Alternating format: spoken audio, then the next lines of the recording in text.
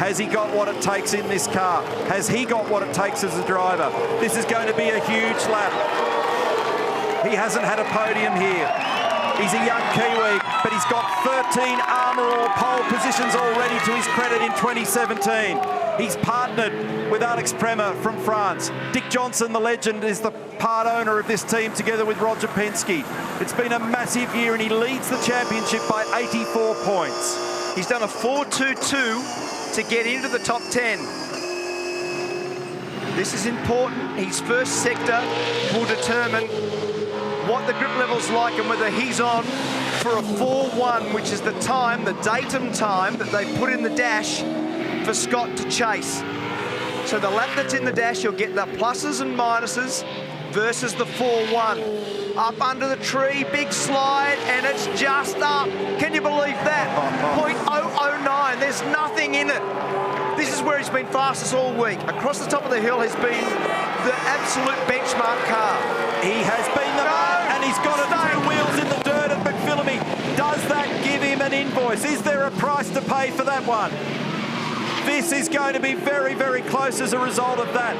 From the Sunday in Darwin, McLaughlin owned the Armour All poles all the way up to the end of Sydney Motorsport Park.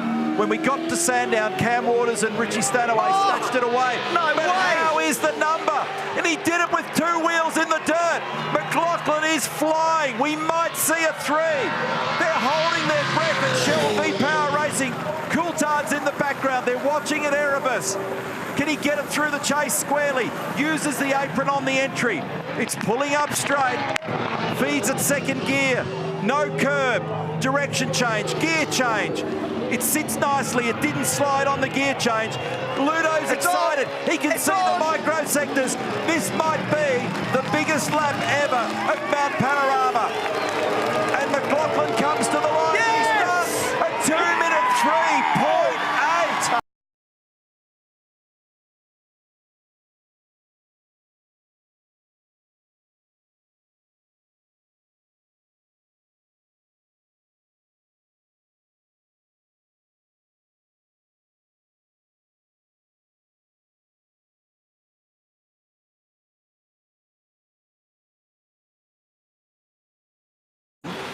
And we'll see what happens now with a brand new tyre and a pretty well trimmed car on light fuel. This will be something of a qualifying rehearsal. Apex speed at turn 1, 105 kilometres an hour. Now building to 5th gear for 260 kilometres per hour. The long, steady climb, mountain straight, and then the braking goes dramatically uphill into turn 2.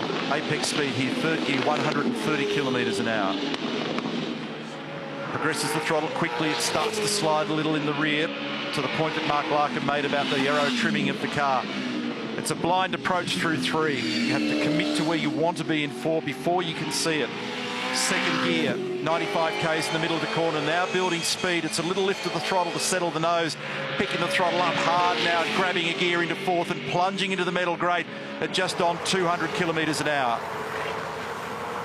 Now sighting McPhillamy, trying not to turn it in with such aggression that it flies on 2 wheels for too long.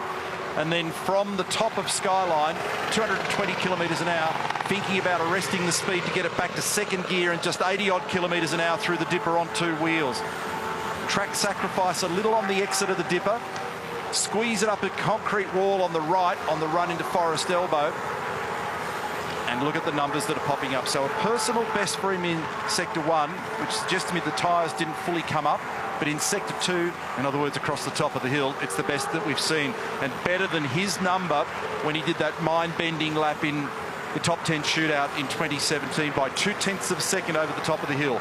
So 0.2 quicker than he did across the top of the hill 2 years ago.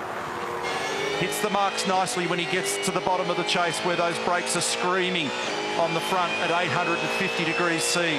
Vice President of the Penske Corporation, Jonathan Gibson's there with Roger Penske further to the right. They're glued to the screen. Roger's wife, Kathy, in the background as well. And that time is the best we have ever seen at Mount Panorama in a supercar. It is a 2-minute 3.48.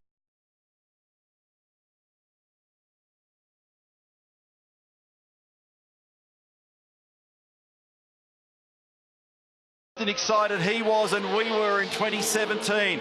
He gets his lap underway. He leads our championship. He is the reigning champion. We've seen lap record-breaking pace from this young man. He typically has produced some special things over the years. So far this year, he owns more Armour All poles than any other driver. He's been the benchmark in qualifying for sure. He got it stopped nicely, turned it in early for turn 1. Didn't use as much exit space in the braking area for turn 2, but gets it into that camber of the road that holds the car in.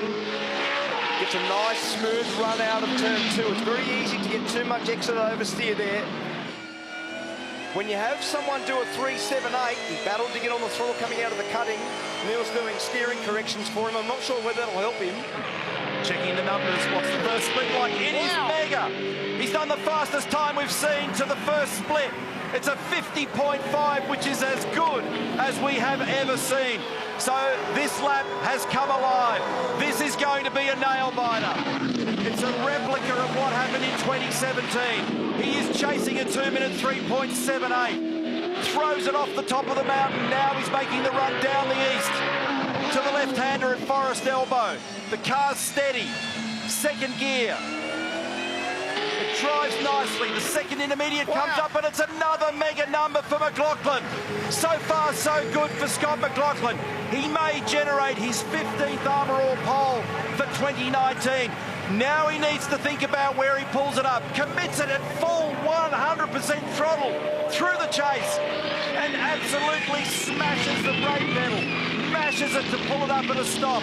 Climbs it up over the curb and now smashing the throttle out the other side.